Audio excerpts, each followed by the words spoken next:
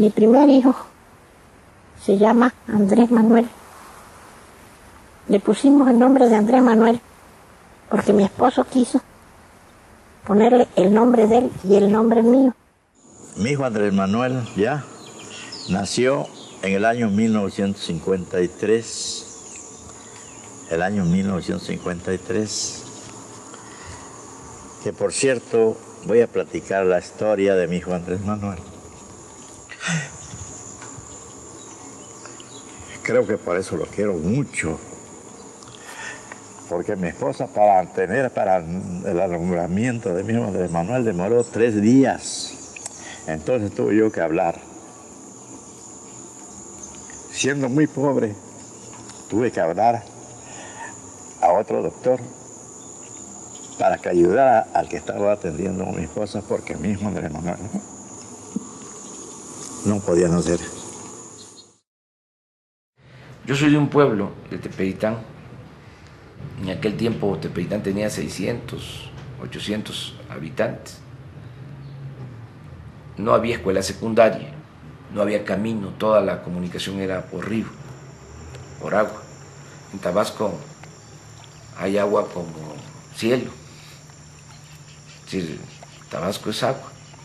Toda la comunicación era por río. Y no había diferencias sociales, a pesar de que mi familia tenía una tienda, que eran comerciantes, pues nosotros teníamos relación con todos los niños y nunca nos planteamos, ¿no?, ser distintos, diferentes. Luego vino un fracaso familiar en el comercio y esto pues con más razón nos mantuvo en una convivencia. ¿Qué fracasó? Fracasó mi papá, mi mamá, el comercio, pues de las cosas que suceden. Que una tienda. En una tienda, sí. Y ellos muy trabajadores, siguieron adelante y se superaron al final, ¿no? Pero en la época de mi infancia sucedió esto. ¿Y cómo te afectó? Pues nos afectó porque ya no teníamos los mismos bienes o satisfactores que teníamos cuando había más dinero en la familia. Sin embargo, no nos cambió la vida, seguimos actuando de la misma forma. Entonces siempre he tenido una buena relación con la gente. Luego tuve la fortuna de tener buenos maestros. En la secundaria tengo un maestro que fue decisivo en mi vida, Rodolfo Lara Laguna, maestro de civismo. Ese marcó mi vida. Me daba segundo año de secundaria, me daba civismo en segundo año de secundaria, cuando se llevaba el libro del Buen Ciudadano. Él no nos explicaba mucho sobre el libro, nos explicaba más sobre otras cosas, porque él había estado en la Universidad Nicolaita y además fue dirigente social. Fue dirigente en el 68 en Tabasco. Es un hombre extraordinario. ¿Y cómo te cambió la vida?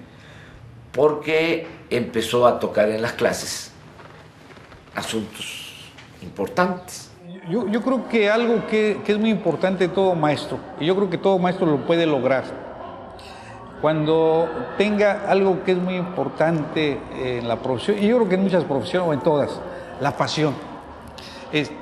Yo dando clase me apasionaba, me transformaba. Fuera de clase, y pues yo hasta los 20 años más o menos era un tipo introvertido, callado. A mí si no me hacías plática, así podías estar junto a mí en un viaje de 20 horas, no te hacía plática. Y si me hacías preguntas, te decía sí, no, quizás, pero en ningún momento había una actitud de entrar en la charla, en el proceso del diálogo. Pero ya en la clase yo era otro. Ahí me transformaba, ahí los temas históricos o sociales a mí me apasionaban. Por ejemplo, cuando nos platicaba de las manifestaciones en contra de la llegada de Kennedy a México y cómo la consigna era Kennedy no, Jacqueline sí. Pues Entonces tenía 13 años. Para la gente que no conoce, ¿qué significaba Kennedy C. Jacqueline? Perdón, al revés. Pues por la gente que no conoce, y yo tampoco en ese tiempo entendía mucho el significado, sino que era una expresión de rebeldía, de protesta, ¿no?, en contra de un presidente extranjero. Yo tampoco sabía mucho en ese entonces de lo que de lo que sucedió en esas visitas, ¿no?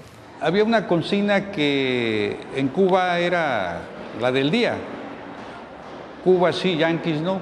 Pero entonces aquí a la izquierda, en la visita de Kennedy, gritaba la misma consigna, pero ya apropiada al encuentro. Entonces gritaban, Kennedy no, Jacqueline sí. Kennedy no, Jacqueline sí. Estaba joven, guapa, y pues para los mexicanos que se quedara Jacqueline en México, pues hubiera sido lo ideal, ¿no? Pero era la época de la intervención de Estados Unidos a Cuba, la intervención de Bahía de Cochinos. Era una época muy especial, entonces hubo muchas protestas. En ese tiempo, por ejemplo, otro tabasqueño, el más grande tabasqueño en la historia, desde mi particular punto de vista, Carlos Pellicer, también protestó y fue a la cárcel. Gobernaba Adolfo López Mateos, un buen presidente de México, dicho sea de paso. Yo estaba en Tepetitán cuando él gobernaba, en mi pueblo, y era gobernador de Tabasco Carlos Madrazo, también un buen político, el papá de el otro candidato. Así suele pasar. Pero era la época de los desayunos escolares, la época en que se hizo mucha infraestructura, la época en que había progreso. Entonces, ese maestro tuvo mucho que ver con mi formación.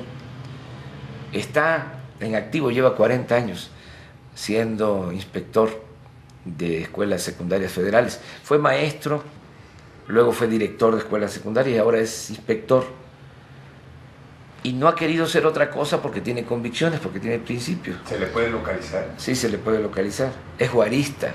Yo creo que Juárez nos demostró que con un puñado de hombres, no fueron muchos, arriba de 50, yo creo que entre 50 y 100 liberales, como vanguardia, entre un pueblo de analfabetas, 6 millones había entonces, la mayor parte indígenas, ellos nos probaron que con voluntad, con pasión, se puede sacar al país adelante. Y yo creo que aquí hay más de 100 en el país que tengan esa voluntad y esa capacidad. De ahí mi identificación también con Andrés Manuel por la figura de Juárez. Es un hombre íntegro. Es una gente que sigo apreciando mucho, ¿no? Sigo queriendo mucho. Y luego, pues estudié la prepa, ya me fui por el lado de las ciencias sociales y luego me vine a estudiar a México, ciencia política. Y me tocó la época de los 70, cuando muchos maestros de la facultad eran de los países de América del Sur, que venían huyendo de la represión. Maestros chilenos, bolivianos. Entonces tuve una formación social buena en esa época también. Maestros mexicanos buenos, Arnaldo Córdoba, en la Facultad de Ciencia Política, Rodríguez Araujo, otros que me formaron.